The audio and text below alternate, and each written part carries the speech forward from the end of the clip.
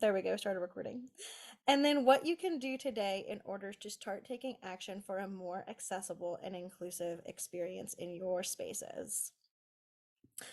I want to talk to you a little bit about what my story is and how I came to be so passionate about accessibility and inclusion, specifically in the disability space. Like many of you, I'm a classically trained flutist. And after I started my master's degree program, I won an audition with the US Army bands. And it was basically the I made it kind of feeling. I had career stability. I was playing my flute as a profession. I was doing something that I loved and making a difference in the process. And I really felt like this was going to be my career for at least the next 20 plus years until I was eligible for retirement from the military. But life had other plans. About 6 years into my military service, I was injured in a training accident, and disability ended not only my military career, but in large part my performance career. And that sometimes surprises folks when I talk about how not only a military career, but a music career in large part ended.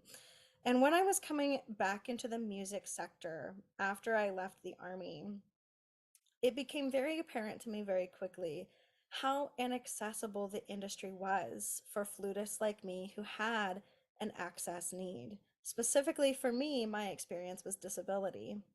And because of this experience, I became really impassioned with ensuring that other flutists and musicians didn't have the same inaccessible experiences that I had. So I developed a mission to change the narrative of what it meant to play flute, what it means to be a musician or an able musician, and what it means to create a career as a musician of all abilities and all identities. Today, I prioritize and help to specialize in accessible design and strategy for people of a variety of industries.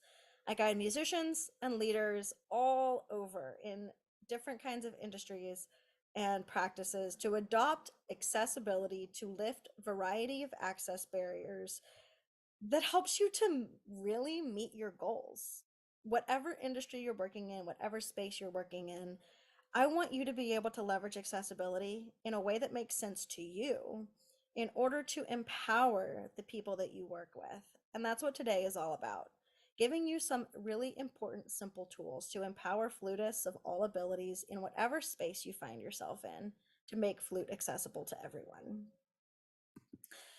First, before we have any conversation about how to do that in order to create accessible spaces, we need to really get clear on what accessibility is. Accessibility has many definitions, and you've probably encountered a variety of different versions of this definition.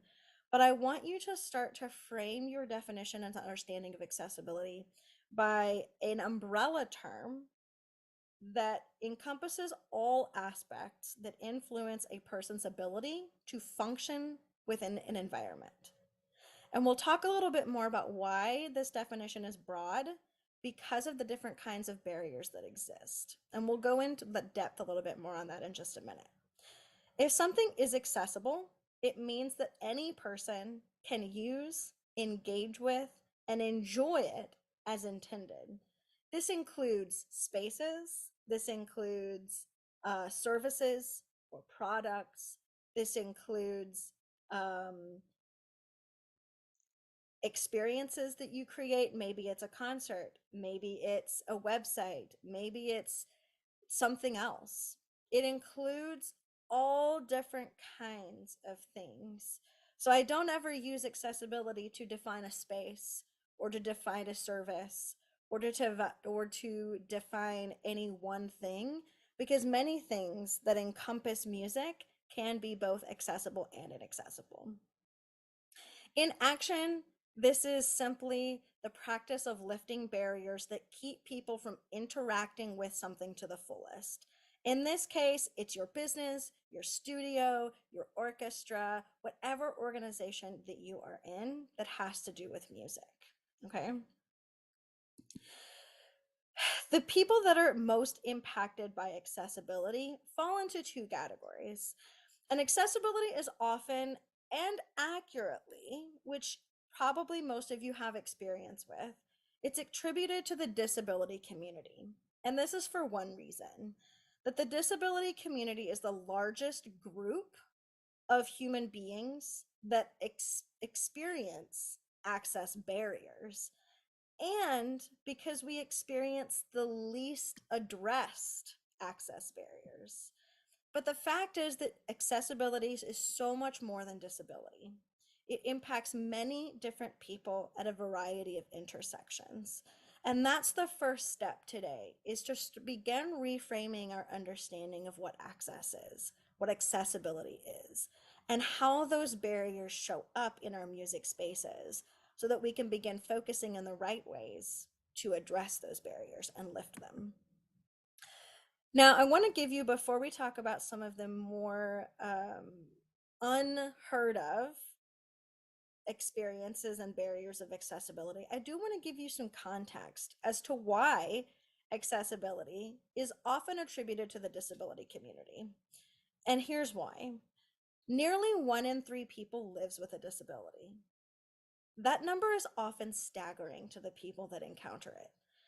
I think the most recent statistic in 2022 was that nearly 28% of people live with some sort of disability. That's only one type of community that encounters access needs. So you might be beginning to understand the full scope of who has access needs. It's not a small percentage of human beings. It's not a little subset of our communities. It's actually a very large percentage of people. Disability is defined as any physical or mental impairment that significantly impacts daily life. So the reality that that 1 in 3 percentage is accurate is actually probably not. It's actually most likely a much larger number. But many of the people in your communities, in your studios, in your music spaces that may fall into this category don't identify as having a disability, or they don't know that they do, but they have an access need. Now, defining ourselves and identifying ourselves within a community of people is not essential in order to having our access needs addressed. But understanding that these human beings exist in your communities is essential. So next I want to give you a little bit of context as to the other kinds of access barriers that exist and the communities who are most impacted by them. The most common access barrier that you probably are most aware of is the physical access barrier. This includes things like whether or not there is a ramp to a building, whether or not there are elevators to ensure that people with certain kinds of mobility disabilities can get from one place to another within a space. This also may include where a building is, or where a space is, where a concert is being held, in order for those who have to travel a long distance to get to that space. Are these the people who are the majority of those who you market to? That's a big deal. That's an access barrier. It's not a disability specific access barrier, but it's the most common kind that most of you probably are very familiar with, is that very physical, tangible barrier. But do you notice that there are 5 other kinds? That's just scratching the surface, and that's where the majority of us spend our time focusing. And in my story, in my experience, it was the other kinds of access barriers that impacted my career and my flute playing the most. And for those of you who experience access barriers, you may have the same experience, and many of your flutists and musicians also do. So I want to focus on just a little bit, kind of giving you some awareness on what these other ones are. The most other common one that you probably encountered is financial. It's whether or not our students have the financial access to afford lessons. It's whether or not our patrons are able to afford concerts that we are holding or hosting. The financial burden of our organization staying in business and serving our communities. That's a really common one that most of us know. Communication is another one. The way that we engage with human beings. It involves the language that we use. Words matter. The way that we address human beings, especially those who have marginalized identities, is important, and that creates potential access barriers in the way that we communicate with other human beings, the way that we try to get students, the way that we put our pamphlets together, the way that we put our website together, how we attract our students, how we attract our patrons to our concerts.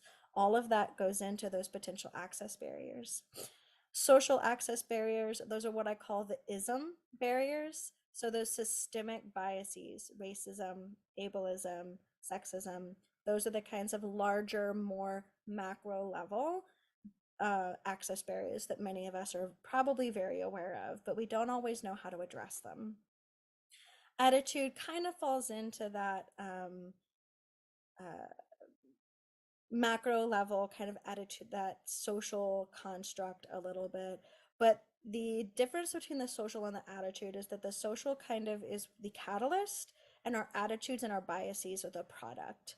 And then those institutions, those things that we title as tradition or the way we've always done things, you might have encountered that saying before. Those are the other kinds of access barriers that impact the ability for our flutists to fully embrace and experience the joy of flute playing. Before we move on to any other section, as we move on, do we have any other questions about access barriers and how they may manifest in music spaces? I'd like to take a pause here before we move on if anyone wants to discuss these a little bit more. Yes, Dana. Hi, thank you. I have a question. I'm not sure I'm so clear on attitude, communication, and social. And I Okay. wonder if any examples of things might come to mind that might make it a little more concrete. Absolutely. Okay, so communication is a really easy one for me to give examples on. That's a fantastic question. So, for example, the words that we use when we talk about other human beings. So let's take, for example, the disability community. There are two schools of thought of how to address the disabled community in a way that is mindful of identity and is without harm. Okay, so that's what we're trying to do, is reduce harm in the way we communicate about people. So there are two schools of thought in that realm. The person first identity language, so person with disabilities, person with autism, um, those kinds of things like that, where you put the human being first, the focus is on the human being, versus identity first language, which a lot of the disabled community is shifting towards that identity first language. We're seeing a really big resurgence of reclamation language where we say we are disabled people. We are deaf, capital D, as a disabled community. As the deaf community really prefers that language, the autism community really prefers autistic versus person with autism.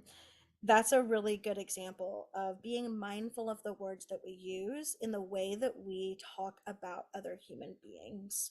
That's kind of what I'm talking about when we start considering the communication of that, what we're using.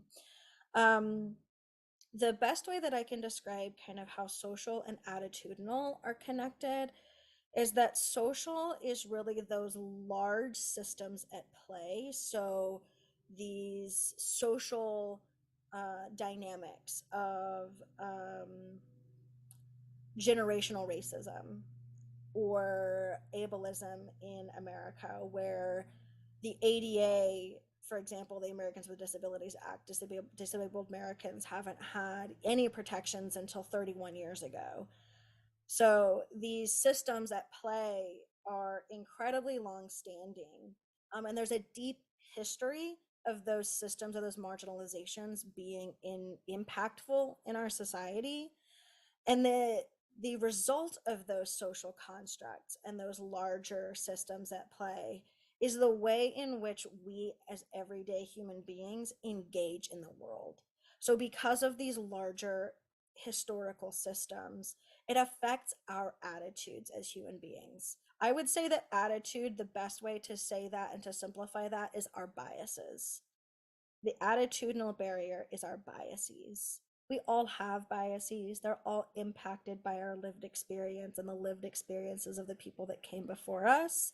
But we have the power to shift our biases and act in a way and take action in a way that reduces the impact and harm of our biases.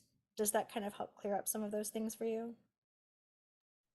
It does. Thank you. And if an opportunity comes up to give more examples of these things in the flute community that you've heard of people experience or you've experienced, it would, I think it would make it even more clear. So thank you. Absolutely, absolutely. Are there any other questions before we move on? Okay, let's go ahead and keep going. Awesome. Okay, so here's the question that I always like to ask next is, have you experienced this? Let's say, because I want to really paint a picture for you of how these can manifest. And maybe I should have paused after this slide instead of before it, but we're still going to all get there, which is great. So I want to really personalize this, graphs are great, but I want to personalize this graph either in the chat or raising your hand or just maybe nodding to yourself. It doesn't have to be any sort of uh, outward share. Have any of you ever had a learning experience, for example, in a studio or in class, where no matter the way that person explained this concept, maybe it's double tonguing, maybe it's, this really hard run in your music, no matter the way they try to simplify it for you, it just doesn't make sense. Has anyone ever been there? I know I have. That is an access barrier. That is a barrier in the way that person is communicating with us and the way that we are understanding that communication. Have you ever had pain when playing and it just doesn't seem to ever go away? I know I have. Some of you might be nodding to yourselves that yes, you've had pain when playing and you don't know what to do. That may be a manifestation of an access barrier in your own physiology or in your instrument itself, in the rigidity of the instrument. There may be adjustments that you need to make that you aren't aware of to make playing the flute more accessible to you, your body, and the way that you play. Have any of you ever gone into a performance or a rehearsal and you absolutely did not feel like you were welcome? Maybe you're a sub for the first time and you just don't feel completely welcome. No one's really talking to you, no one's saying hello. You don't really understand how their process works. Those are also access barriers. So I want you, as you're beginning to examine these different kinds of access barriers and some of the examples that I gave you, I want you to start to kind of connect the dots of how these things might manifest in your own spaces and in your own experiences. Because the reality is that we've all experienced some access barrier as flutists. I also want to give you a few examples of the way that these kind of barriers manifest in large music spaces. These can be the rehearsal or performance venues. For example, I have a mobility disability. I performed in the pit orchestra world for a really long time. But after I came out of the army and after I sustained my disabilities, literally physically getting in and out of the pit orchestra in order and maneuvering in that space became a really big barrier to me being able to perform and continue to have that job. This also includes rigid schedules and outdated rules that are often exclusionary to certain identity groups. This includes lack of protections and awareness. So one of the things that I mentioned earlier is the Americans with Disabilities Act. There are also diversity and inclusion laws and policies, but in large part, the gig economy is not included in those laws. In many spaces, it is a general understanding that leaders will try to uphold these protections, but they're not legally required to. And that's where a lot of freelance musicians, a lot of our flutist community can be left can be left out of the opportunity for accessibility. This can also include teaching methodologies. This I talk a lot with teachers about accessible teaching strategies. Teaching one way to every student is going to create accessible barriers because not every student, not every flutist learns the same way. That's a barrier to accessibility. Lack of accommodations and understanding of what accommodations are for flutists and what they can be. And then finally, active discouragement of flutists that have apparent access needs to even pursuing lessons or performing or music as a profession. So I wanted to give you at least a little bit of a surface level understanding of what the barriers are, the different kinds of communities that often experience barriers, and how they manifest in our music spaces. This is by no means an exhaustive list, but I want you to start kind of mulling this over and starting to pay attention about how this might show up in your own spaces. Now let's get to the fun part of how we can begin to address access barriers. My philosophy about all of flute playing is that if you center the folks in the margins, those who are often left out of the standard practice and uh, traditional ways of doing, you are going to serve everyone else so much better. And that's the goal. The goal is to not only serve those with access barriers better, but to serve our entire flute community better. So let's dive into a little bit how you can do this. The first thing we must understand in order to address these realities and in order to begin to lift barriers is to accept and understand that the music industry is exclusive by nature. It's exclusive to a variety of people for a variety of reasons and has been for generations. This happens because of a variety of reasons, many of which are systemic and conditioned and largely out of our own control. But there are some things that we can do. But I want you to understand how this shows up. This shows up as bias. Bias in favor of people based on their identity or characteristics. It includes a variety of systems and actions, not always out of malice, but it can lead to prejudice and active discrimination.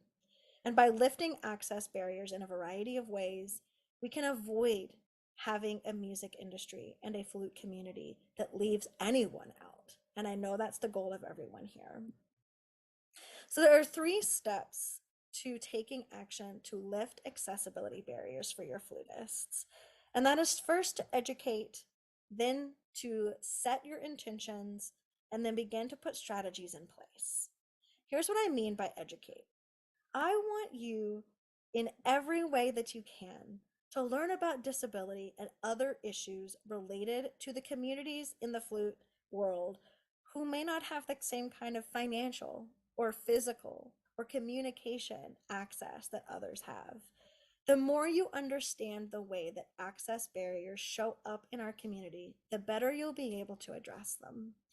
Seek out resources. There are so many amazing resources that are talking about these kinds of barriers all the time. My program, the Accessible Music Studio, is a good place to start for this disability specific. The NFA Idea Committee, and then the Flute Forum. There are so many amazing conversations happening in that group all the time related to this exact topic, whether the posters know it or not. So start having conversations. Grow with your community because we're all in this together. The more we share our knowledge and experiences, the better understanding we will have that will set us up to be able to start taking action. After you have done so, I want you to first make a commitment to access. And this shows up in your policies, whether it's your studio policy, whether it's your organizational policy, your contracts that you have with your musicians or other people that you bring into your music spaces. And then I want you to assess the unique needs and goals of your organization. Your commitments to access are going to be different if you have a studio like mine that specializes in students with disabilities than if you have a studio of 30 high schoolers that are all in the same district who may or may not, you don't know their access barrier status. Maybe having that conversation with your studio is a good way to start that commitment. and then set a path forward for yourself. And this shows up first in creating powerful paper. It always surprises folks that I talk to that putting these things on paper is the first really big piece of action that you can take. Creating a DEI statement, really establishing your commitment to embodying an environment that is inclusive. Being mindful of the language that you're using. Are you only talking about certain groups of people when you make your DEI commitments? I've only seen one, for example, music policy that includes the disability community. We focus on marginalized communities, which is an amazing thing that we are starting to see shift in our community. But who are we also leaving out of these commitments? I want you to start to think about that as you're crafting these powerful commitments to inclusion and accessibility. And finally, declare your organizational accessibility features. One of the things that you can always put in there is your mission, that you are committed to Flute for All. That's always my mission that I put in mine. You're free to take that one if you like. It's a great way to encompass that accessibility um, promise. And then talk about what you are doing now. Do you have um, different learning and teaching methods? Do you have you assessed your physical space for accessibility? Put that in there. Let people know the things that you're already doing to put that commitment in place. And then what do you aim to achieve in the future? So making that bold commitment is really actually the first step that you can take in order to begin lifting those barriers. If you don't first make the commitment, you're not going to be able to actually lift any barrier. And the next step is to put strategies in place. Design for accessibility. So this may include your studio space. This may include your rehearsal space, the physical space. Are you compliant with accessibility rules and laws? Have you taken the time to get educated on those rules and laws? How are you communicating with your musicians if you're an orchestra director? Are you having conversations with your musicians about accommodations? Do they know that they have those available to them? Having those conversations is a really good next step. Making your materials and procedures more accessible, understanding that there are a variety of different needs, learning styles, um, approaches to music and the flute, and then putting those in your day-to-day tasks. And then this really embodies bridging the gap, and I call this bridging the gap from paper to practice. And this is what putting those strategies in place really encompasses. It's a three-step process of nurturing, supporting, and finally empowering your musicians. And this can this is going to be different for every single person, but I want you to kind of start to understand what this is. So, the first step in really putting accessibility into action is to avoid placing limits on flutists. You may have a flutist who has arthritis, for instance. I had a flutist who had arthritis. Instead of placing limits on that flutist because of XYZ diagnosis or XYZ identity, we stretched the limits.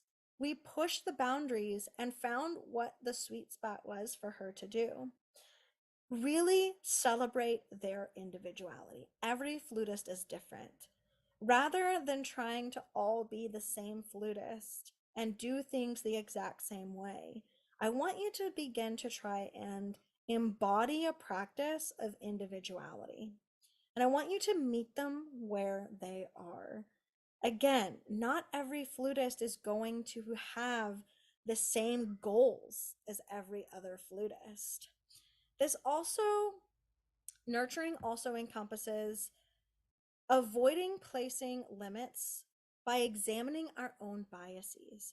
If we're placing limits on a student or on a flutist or a colleague, where is that coming from? I want you to begin to examine these things.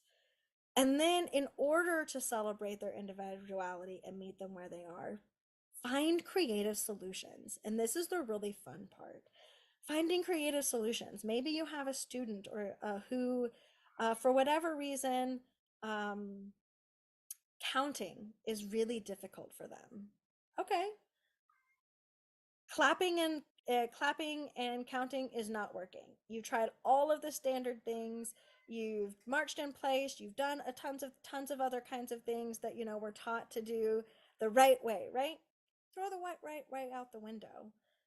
Have them tell you what works for them. And that's the next one, is supporting your flutist by learning to be the learner. Teach as a learner. That is one of the biggest lessons I learned as a flutist and as a musician, was learn to ask questions rather than have the answers.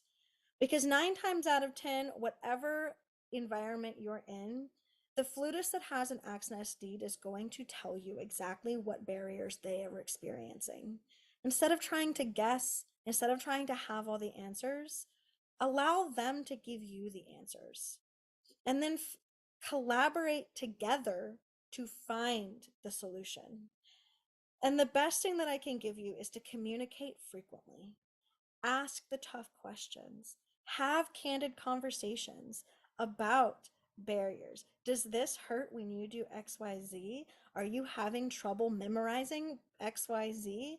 Is this not making sense? I gave you a task, or I gave an assignment, and you had a blank look. Can you tell me more about that? At the end of rehearsal, you seemed a little bit confused about XYZ.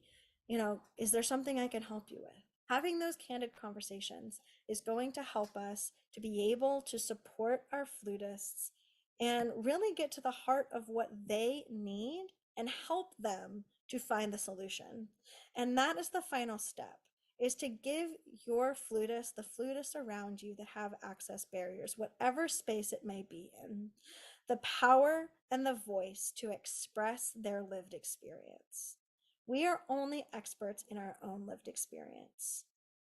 Give your flutists the opportunity to share their experience. Explore what that's like. Explore what barriers that may indicate. We've already talked about what those barriers are.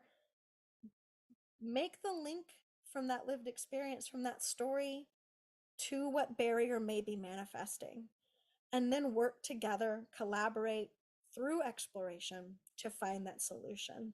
And there are a variety of solutions out there.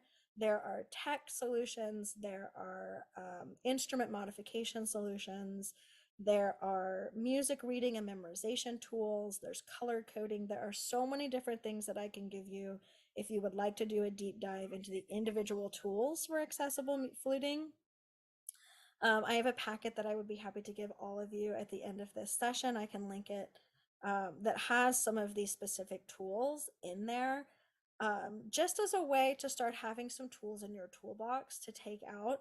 I'm not saying that it's going to answer every question that your flutist may have, but it's a really good starting point. And just finally remember that it is a journey. Accessibility is always evolving, but the goal is to adopt a way of doing everyday action that bakes accessibility in from the beginning rather than having to put it in at the end, so that you are supporting your flutists right off the bat. You're empowering them to reach their goals in a way that otherwise is not possible. And you're helping to make the flute and music community more accessible and inclusive to flutists who wouldn't otherwise have an opportunity to be musicians. Um, so that is where I leave you today. I would love to support you. If you have any other questions about accessible teaching, accessible music making, some of those tools that you might be able to use. I'm a huge instrument modification nerd, so I could probably do an entire session just on that. It's so interesting and fascinating. But it's been such a pleasure to talk with you all today to help you understand accessibility a little bit more. and to give you some tools and strategies to put in place. We have a few extra minutes, so if any of you would like to have a conversation, if you have questions, I would love to take some time to do that.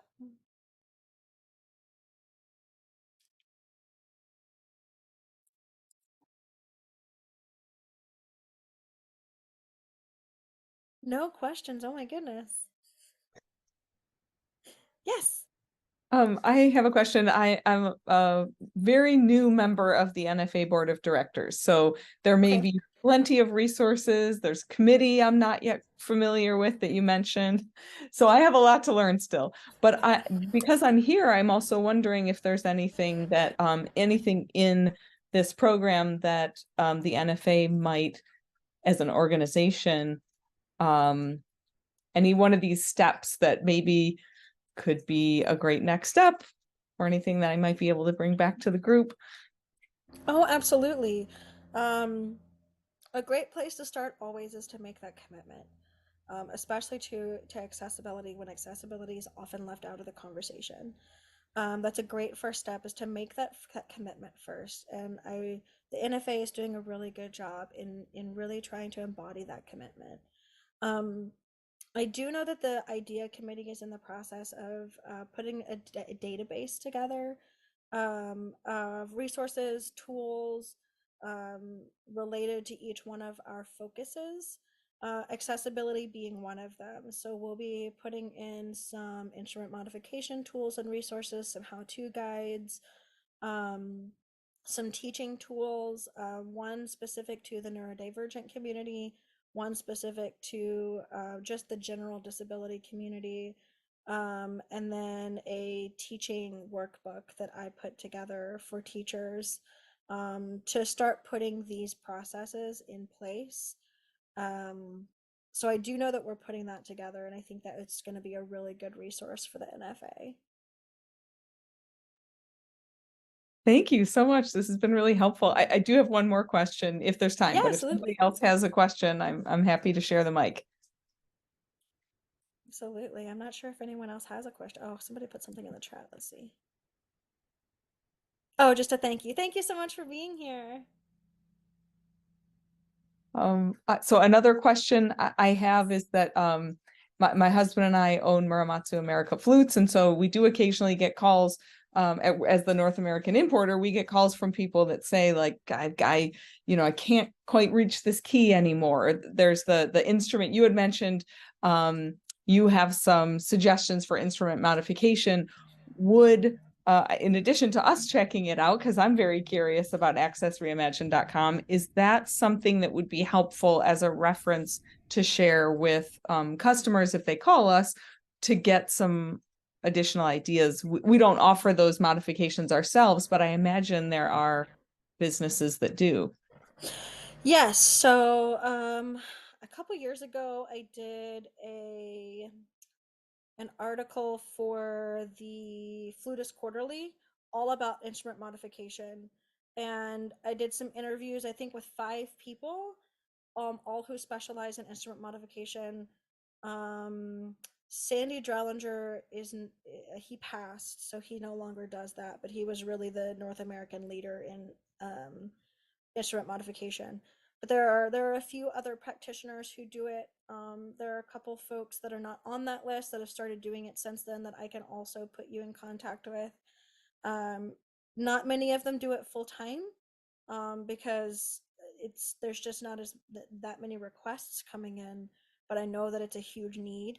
So if you are looking for resources to send folks to, I definitely have that list for you. I'd be happy to send that your way. Yeah, there's a list that I in the workbook that I'm talking to about with the for teachers. There's a list of instrument modification folks, but I'd be happy to send you that list just on the side so that you have that so you can send folks their way. Thank you. That would be immensely helpful.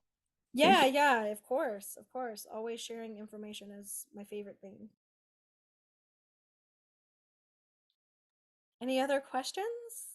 Looks like we have one in the chat. Oh, okay, okay, let's see. Let me read this. Okay, hold on. Trying to make it big enough for me to see. I'd like to know what are specific disabilities with flutists that you were or are still working on. Can you can you be a little bit more specific on that question? Like, what are some of the disabilities that I have encountered? Is that what you're asking? In my time working with flutists? Yes. Okay. So I've encountered a number, actually. All of my students have some sort of disability. I also have multiple. I can speak to both a little bit.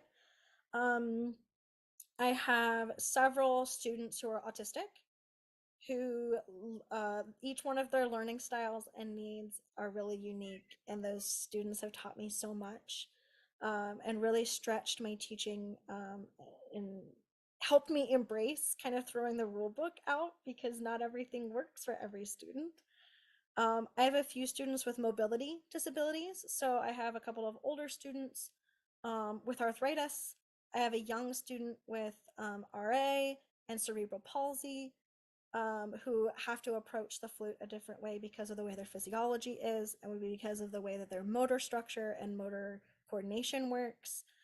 I have a couple of dyslexic students who, um, because of the way that they process information, reading music, actually, ironically, it's not just words that get jumbled, it's the music alphabet. It still, for them, is just like reading. So we've had to approach different ways of reading music. We use color a lot. We use color and shapes rather than letters and words of music, in order for them to process the alphabet of music in a way that doesn't feel like it's the alphabet and its words. Those have been, I think, the most recent that I've encountered. I've had folks with limb difference, so that's what really got me interested, not only with my own experience with needing flute modifications, but also their need for flute modifications with folks who had um, hand differences. So the way that they needed to reach the keys needed to be changed. So we needed key extensions, we needed things moved a little bit. My RA flutist also needed the same thing. And then myself, I have several modifications to my flute. I use an upright flute because of nerve damage that I sustained in my neck and spine. Um, it really helps me. It also affects my joints and my hands. So I have key extensions, and I have some different, I've moved a couple of things. I didn't move them. I did not actually modify my own flute. That would absolutely give me a stroke. But Sandy Drellinger, who at the time was doing all of my flute modifications, moved some things around, and really helped to get my music back. So there are a variety of different disabilities. There are also folks that I have several students with anxiety and depression, and you may or may not know, or they may not recognize that their anxiety or depression impacts their fluting, but it does, especially for those who really struggle. I have a couple students who really struggle with those mental health conditions, and so we have to approach the learning space a little bit differently. I have a couple colleagues also who have really had to change the way that they approach their rehearsal schedules and their performance schedules, to make time for rest and for recuperation, in order to be their best. So there's so many different varieties that show up. So I wish I could list them all. Those are the ones that I've encountered. You may have encountered your own, that are different. And that's why these conversations are so important, because the more tools we have, the better we can address the barriers that these folks may experience. So that's also a really great question. Love it. Do we have any other questions? I could talk about this all day. So,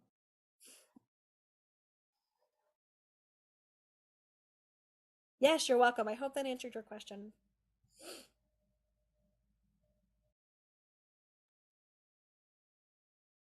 Okay, I don't think we have any other questions. I want to thank you all so much for being here.